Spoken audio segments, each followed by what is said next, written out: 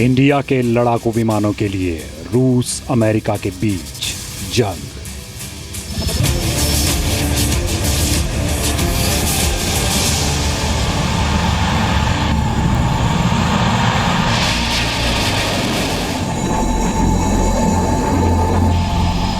आपको अगर air dominance fighter चाहिए फिर तो 5 फीट भी लेकर चाहिए।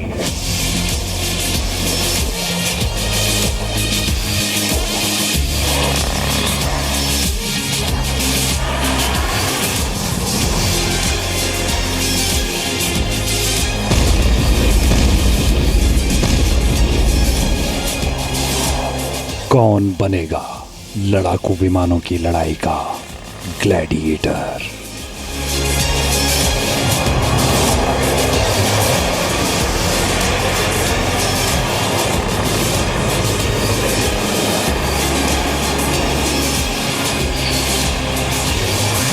उसमें इतनी शक्ति हो कि सब तरह के मिसाइल्स, रडार, सब चीज़ें वो ले जा सकें। युद्ध में सिर्फ विनर होता है, तो विनर तो भारत को होना है और कोई हो ही नहीं सकता।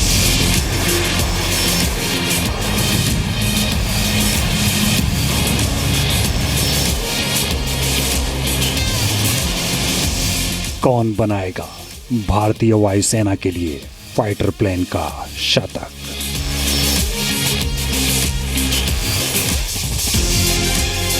कम से कम 55 विमान चाहिए आपको, लड़ाकू विमानों की स्क्वाड्रन।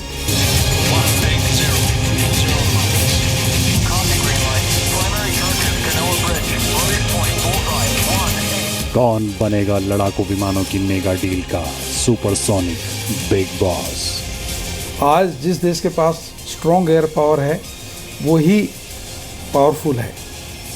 वायुसेना के 36 रफाल विमानों को मिलेगा ब्रदर।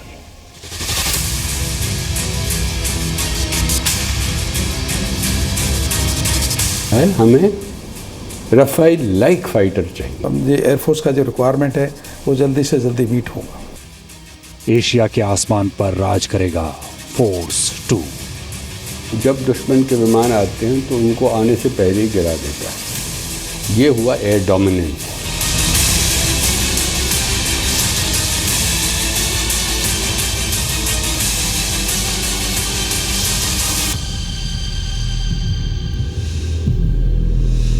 नमस्कार, मैं हूं सचिन अरोड़ा। जी न्यूज के स्पेशल वीकली प्रोग्राम युद्ध में आपका स्वागत है। अगले आधे घंटे में हम आपको बताएंगे कि क्यों भारत के लिए दुनिया की सुपर पावर अमेरिका रूस के बीच रेस 3 शुरू हो गई है। सूत्रों के मुताबिक वायुसेना 36 रफाल लड़ाकू विमानों के भाई की खोज कर रही है। इसके लिए 3 देश और 3 विमानों का मुकाबला शुरू होने वाला है। बताया जा रहा है कि यह डील सबसे बड़ी होगी, बिगेस्ट एवर, और टेक्नोलॉजी ट्रांसफर करके 100 से भी ज्यादा विमान देश में ही बनाए जाएंगे। अगले आधे घंटे में आपको बताएंगे कि देश का सुपरसोनिक बिग बॉस कौन बनेगा।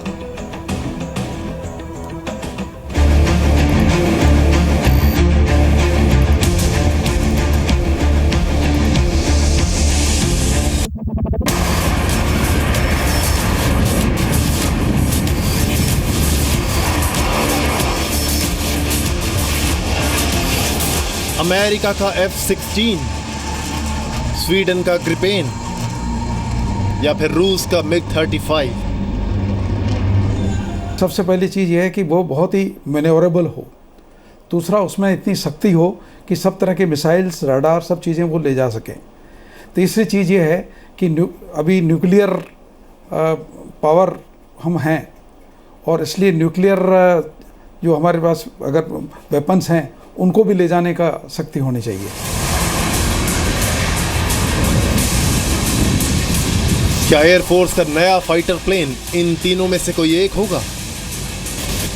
क्या राफेल लड़ाकू विमान के बाद अब सबसे बड़ी डील इन किलिंग मशीन में से किसी एक के हाथ लगेगी? कौन बनेगा वायुसेना का नया स्टार फाइटर? इन सभी सवालों का जवाब जानने के लिए आपको थोड़ा पीछे चलना होगा। MMRCA यानी medium multi role combat aircraft भारतीय वायुसेना के लिए ऐसे विमान की जरूरत 90 के दशक के आखिर में महसूस हुई। तब भारत ने MMRCA टेंडर की शुरुआत की और नजर में थे दुनिया के 6 बेहतरीन लड़ाकू विमान। अमेरिका का F-16, अमेरिका का एक और विमान F-18, स्वीडन का ग्रिपेन, रूस का MiG-35, फ्रांस का राफेल और यूरोपियन कंसोर्टियम का यूरोपियन टाइफून। इन 6 विमानों पर सालों चली आजमाइश के बाद भारतीय वायुसेना ने चुना फ्रांस का रफाल। बारीकी से सभी विमानों की भारतीय वायुसेना ने जांच की तो रफाल में बाकी 5 धुरंधर लड़ाकू विमानों को चित्त कर दिया। रफाल मिलने के बाद देश की हवाई ताकत में जबरदस्त इजाफा होगा। भारतीय वायुसेना की 2 स्क्वाड्रन रफाल से लैस होंगी।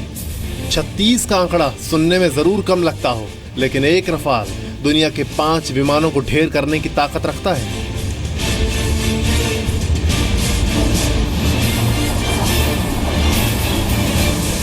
लेकिन इन तीनों विमानों में से कोई एक भारतीय वायुसेना के रिटायर हो रहे MiG-21 और MiG-27 विमानों की जगह लेगा।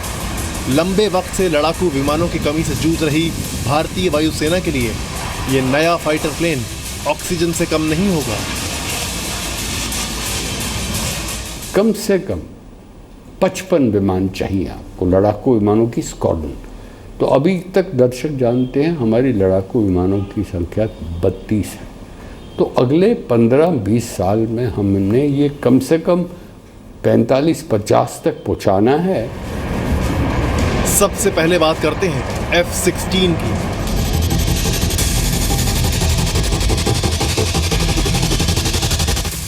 दुनिया के सबसे कामयाब सिंगल इंजन वाले इस लड़ाकू विमान को अमेरिकी कंपनी लॉकहीड मार्टिन बनाती है। शुरुआत में इसे हवाई लड़ाई यानी हवा में दूसरे फाइटर प्लेन से जंग के लिए बनाया गया था, लेकिन अब ये हर मौसम में उड़ान भरने वाला मल्टी रोल फाइटर बन गया है। दुनिया में सबसे ज्यादा बनाए जाने वाले फाइटर प्लेन की लिस्ट में F-16 पहले नंबर पर है। 1976 से लेकर अब तक ऐसे 4,500 से ज्यादा लड़ाकू जहाज बन चुके हैं और इनमें सबसे ज्यादा विमान अमेरिकी वायुसेना के लिए उड़ान भरते हैं। 50 फीट लंबे विमान में सिर्फ एक पायलट की जरूरत होती है और शत्रुओं का मुकाबला करने के साथ विमान को उड़ाने की जिम्मेदारी उसी पर होती है। एक इंजन वाले इस विमान की टॉप स्पीड आवाज की गति से दोगुनी, करीब 2120 किलोमीटर प्रति घंटा है। ये चौथी पीढ़ी का विमान है जो एक बार में हवा से हवा में मार करने वाली 6 मिसाइलें लेकर उड़ सकता है। विमान में दुश्मनों पर वार करने के लिए लगी गन 1 मिनट में 6000 गोलियां दाग सकती है। F-16 एक्स्ट्रा फ्यूल टैंक के साथ 4220 किलोमीटर तक का चक्कर लगा सकता है। ये विमान 50,000 फीट की ऊंचाई तक उड़ान भर सकता है और उड़ान भरने के बाद 50,000 फीट तक पहुंचने में इसे सिर्फ 1 मिनट का समय लगता है। बुलबुले की शक्ल वाली कॉकपिट से लैस इस विमान में पायलट अपने आसपास आसानी से नजर रख सकता है। F-16 अच्छा प्लेटफॉर्म है मगर बहुत पुराना प्लेटफॉर्म है। दूसरी बात है कि अगर वो पूरी जो उद्योग करने के पूरी मैन्युफैक्चरिंग कैपेबिलिटी भारत को ट्रांसफ़र करें तो वो प्रपोजिशन अट्रैक्टिव हो सकती है। ध्वनि से दोगुनी गति से उड़ान भरने की क्षमता वाले इस विमान को हरफन मौला भी कह सकते हैं। लॉकहीड मार्टिन ने भारत में F-16 विमान का उत्पादन करने का ऑफर भी दिया है। मेक इन इंडिया पॉलिसी के तहत ये विमान भारत में ही बनाए जाएंगे और अमेरिका की बजाय भारत में ही इनका प्रोडक्शन होगा। सरकार जो है, भारत जो है, वो सारे विश्व में जहाँ जहाँ F-16 उड़ते हैं तो उनका प्रोडक्ट सपोर्ट भारत करेगा। ये प्रोपोजिशन अट्रैक्टिव है मेक इन इंडिया और भारत के हितों के दृष्टिकोण से देखें। मगर इसमें खामियत ये है कि विमान तो आप सिर्फ प्रोडक्ट सपोर्ट सारे विश्व के विमानों को नहीं देंगे, आपको प्रोडक्ट सपोर्ट पाकिस्तानी विमानों को भी लेना पड़ेगा। दुनिया के 25 देशों की वायुसेना में F-16 विमान उड़ान भरते हैं, लेकिन इस विमान के लिए सबसे बड़ी दिक्कत है पाकिस्तान वायुसेना में इसी विमान का होना। पड़ोसी देश पिछले 33 साल से इस विमान को ऑपरेट कर रहा है। हालांकि भारत को F-16 का जो मॉडल ऑफर किया गया है वो पाकिस्तान से एडवांस है। अब सवाल ये है कि क्या वायुसेना दुश्मन देश के पास मौजूद विमान खरीदने का फैसला करेगी?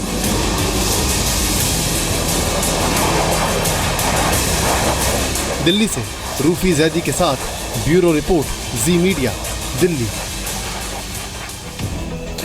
तो एयरफोर्स की जो नई डील है उसके लिए दूसरे नंबर पर है स्वीडन का ग्रिपेन लड़ाकू विमान। स्वीडिश कंपनी का दावा है कि ग्रिपेन सही मायनों में मल्टी रोल फाइटर है, जो दुश्मनों की खोज खबर लेने के साथ साथ उन पर हमला भी कर सकता है। ये राजस्थान जैसी गर्मी से लेकर लद्दाख की सर्द हवाओं में भी काम कर सकता है। इमरजेंसी में ये सामान्य सड़कों पर भी उतर सकता है, वहां से उड़ान भर सकता है और अपने जैसे दूसरे विमानों से नेटवर्क की मदद से जुड़ जाता है। ये दुश्मन को खबर तक नहीं होने देता, रडार में भी नहीं आता। लेकिन क्या ये खूबियां इसे वायुसेना की सबसे बड़ी डील का टिकट दिलाएंगी?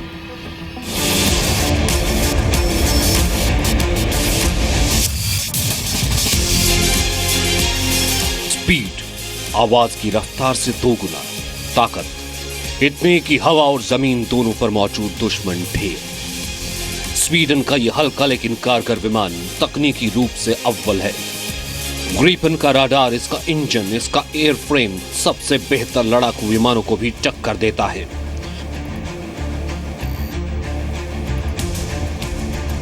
हर वन में माहिर ये विमान हवा से जमीन पर अटैक, हवा से हवा में लड़ाई और दुश्मनों पर नजर रखने का काम एक साथ कर सकता है। सबसे बड़ी जो खूबी है वो ये है कि आपको साब ने ऑफर, अभी तो आया नहीं है ऑफर, शायद कुछ दिनों में आएंगे, पर पहले भी उन्होंने कहा है कि वो पूरा प्लांट जो है भारत को, उद्योग का प्लांट है, वो भारत में ट्रांसफ़र करेंगे। आगे जहाँ जहाँ भी ग्रिपेन है प्रोडक्ट सपोर्ट भारत करेगा। पाकिस्तान के पास ग्रिपेन का कोई नहीं है, ना तो चीन के पास है। बाकी देशों को हम दे सकते हैं प्रोडक्ट सपोर्ट।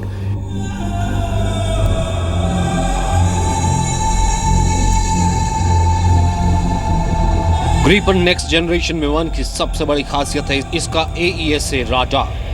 इस राडार की मदद से विमान दुश्मनों की नजर में आए बिना उनकी जानकारी ले सकता है। हर मौसम में काम करने वाला राडार एक साथ कई लक्ष्यों पर 120 किलोमीटर की दूरी से भी मिसाइल हमला कर सकता है। विमान में तोप भी लगी है, साथ ही ये हवा से हवा में मार करने वाली मिसाइल और लेजर गाइडेड बम भी ले जा सकता है।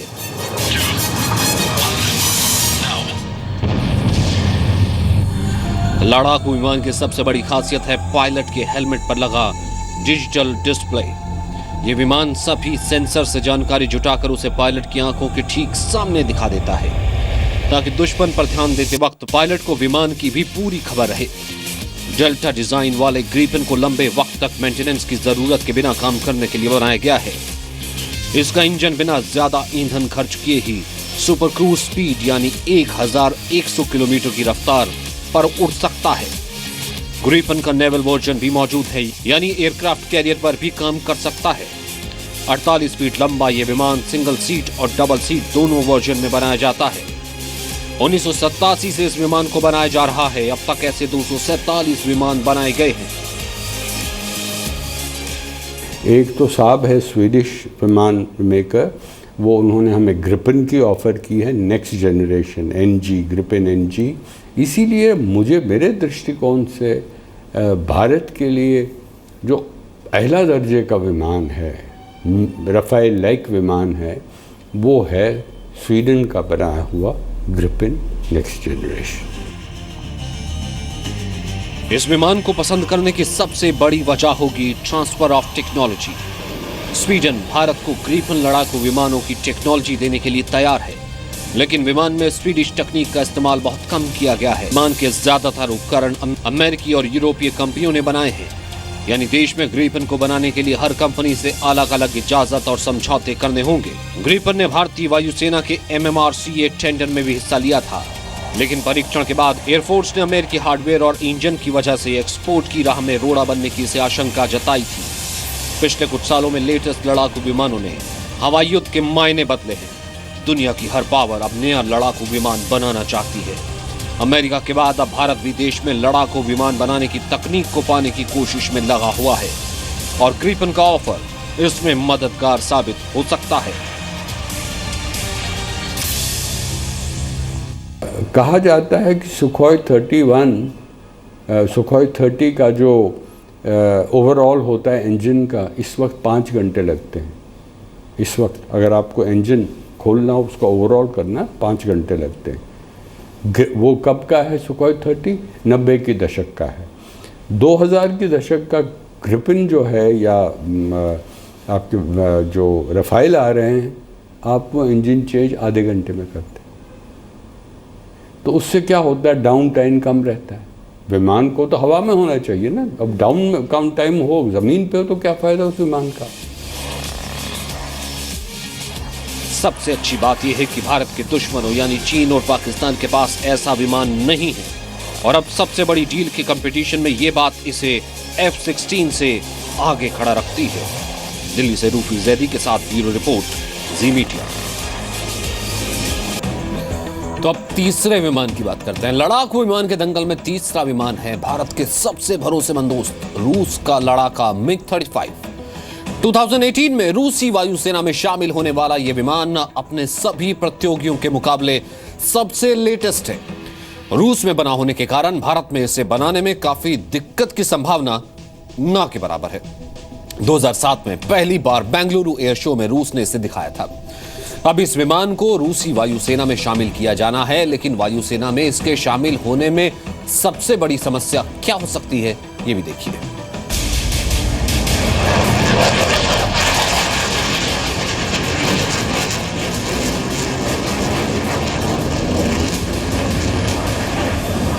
एक बार में 3100 किलोमीटर तक की उड़ान,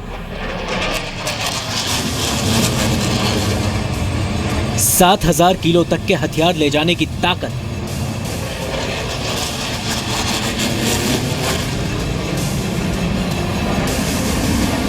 आसमान में 57,000 फीट की ऊंचाई तक उड़ने की क्षमता।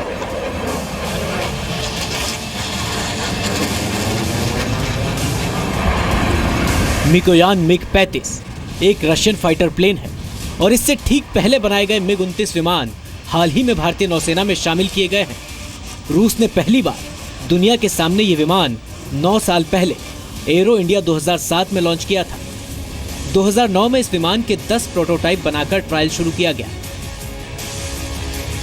दुश्मन को विमानों के भारत के क्षेत्र में आने से पहले ही मार गिरा देता है। उनको पहले देखता है, टारगेट करता है और मार गिराता है, क्योंकि उस विमान को ये विमान दिखता नहीं है रेडार पे, इसीलिए वो स्टेल्थ होता है। MiG-35 में लेटेस्ट AESA रडार लगा हुआ है, जो 300 किलोमीटर दूर 60 अलग अलग लक्ष्यों को देख सकता है। खासियत यह है कि MiG विमान में ओपन आर्किटेक्चर लगा हुआ है, यानी इसमें इजराइल, फ्रांस या फिर दूसरी कंपनियों का सामान आसानी से फिट किया जा सकता है। 2 दमदार इंजनों की मदद से ये विमान 60 सेकंड के भीतर 57,000 फीट की ऊंचाई तक जा सकता है।